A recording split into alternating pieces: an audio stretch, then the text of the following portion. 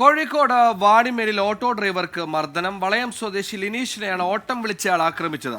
Mask ധരിച്ചെത്തിയ യുവാവ് ആളൊഴിഞ്ഞ സ്ഥലത്തെത്തിച്ച് മർദ്ദിച്ചെന്നാണ് പരാതി. അഭിജിത്ത് മുഴക്കുന്ന കോഴിക്കോട് ചെയ്തത്. അഭിജിത്ത്, അപ്പോൾ മർദ്ദിക്കണമെന്ന ഇന്റൻഷനിലൂടെ തന്നെ ഓട്ടോ വിളിച്ചതാണോ? എന്താണ് പ്രകോപനം? കാര്യങ്ങൾ വ്യക്തമാണോ?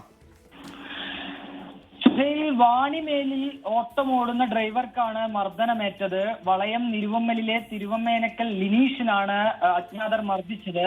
ഈ ഓട്ടോ ഡ്രൈവറായ ലിനീഷിനെ മാസ്ക് ധരിച്ചെത്തിയ യുവാവ് കൊടിയൂറ ഭാഗത്തേക്ക് ട്രിപ്പ് വിളിച്ചിരുന്നു. ശേഷം കൊടിയൂറ പുഴ ഭാഗത്ത് ആളൊഴിഞ്ഞ സ്ഥലത്ത് എത്തിയ ശേഷം മർദ്ദിക്കുകയായിരുന്നു. ഈ മർദ്ദിച്ച ആൾക്കൊപ്പം മറ്റൊരാൾ കൂടി ഉണ്ട് എന്നുള്ളതാണ് ലിനീഷ് പറയുന്നത്. ലിനീഷ് ഈ പ്രദേശത്തെ CPM-ന്റെ ബ്രാഞ്ച് അംഗം കൂടിയാണ്.